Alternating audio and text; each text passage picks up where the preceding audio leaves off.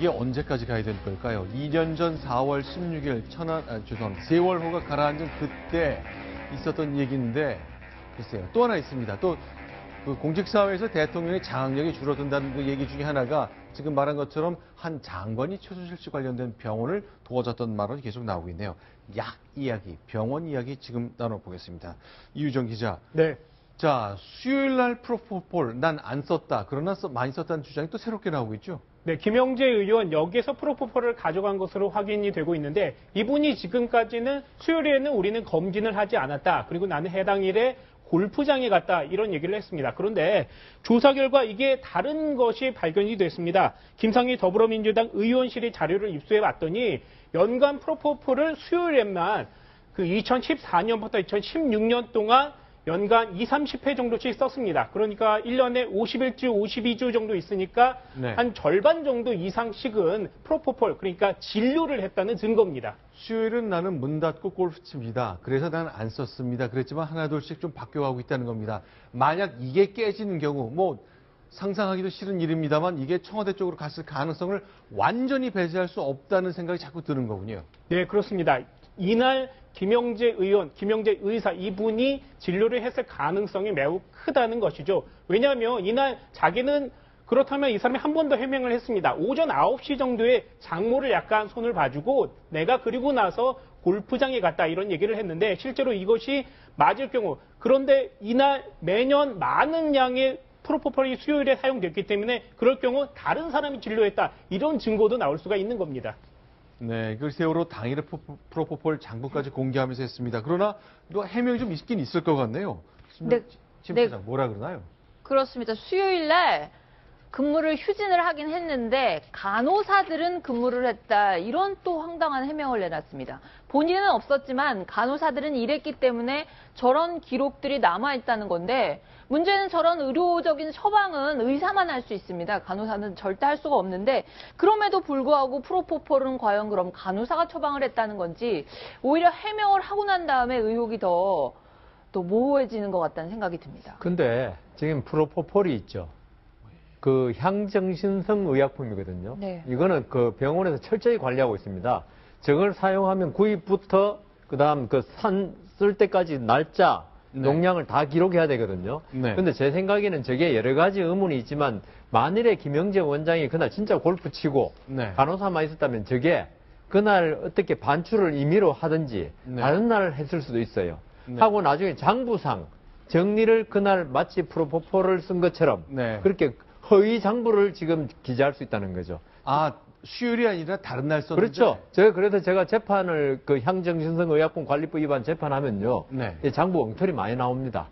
그날 처방하지 않아 놓고도. 네. 왜냐하면 이게 숫자가 맞아야 돼요.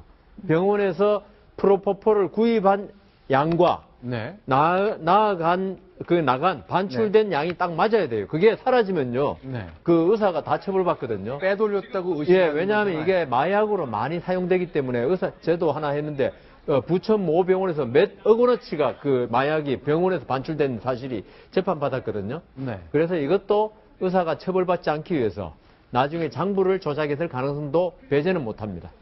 알겠습니다. 약품 얘기, 병원 얘기 조금 더 해보겠는데요. 자, 산업통상자원부 장관도 이런 얘기를 합니다.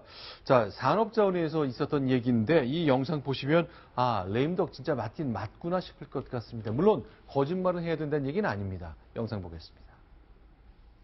최순실의 단골병원이고 박근혜 대통령 시술에 관여해서 각종 특혜를 받았다고 하는 김영재 원장 일가가 소유하고 있는 YJ콥스의 산업부 R&D에서 15억이 지원하기로 결정이 됐죠. 그런 내용으로 보고를 받았습니다. 말도 안 되는 특혜를 했더라고요. 작년에 바이오 의료 분야 17건이 접수가 됐는데 3가지가 선정이 됐어요. 근데 YJ콥스가 선정됐어요. 안종범 수석이 대통령에게 지시를 받고 알아봐달라 또 그랬다는 거 아니에요? 예, BH 비서관실에서 요청한 것이라고 보고를 받았고요.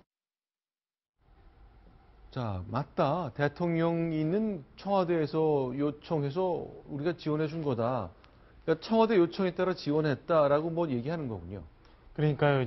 주영한 장관이 아마 그 전통 산자부 출신 공무원은 아닐 겁니다. 그러니까 네. 당시에 기재부 계셨을 텐데 네. 이렇게까지 답변을 하실 정도면 산자부에 그 병원에 지원을 해주라는 분명한 청와대의 기록 내지는 네. 그다음에 그 사실을 알고 있는 그 근무자가 있었기 때문에 저렇게 답변을 했을 거라 추정이 되고요. 네. 그게 최순실이 지원을 했는지는 잘 모르겠습니다만은 네. 저 정도로 답변을 하고 산자부에서 그 보고 자료를 드렸다면 그 네. 청와대가 그 분명히 지시를 했던 거는 맞는 것 같습니다. 그리고 사실은 청와대 내에서 이렇게 보고를 받으면 수많은 자료들이 있는데 그 중에서 특정 병원, 뭐 크지 네. 않은 뭐 굉장히 큰 병원이거나 아니면 약품회사나 대학이나 이런 규모도 아니고 작은 병원에 어떤가 무언가를 지원하라고 하는 굉장히 또 이례적인 일입니다.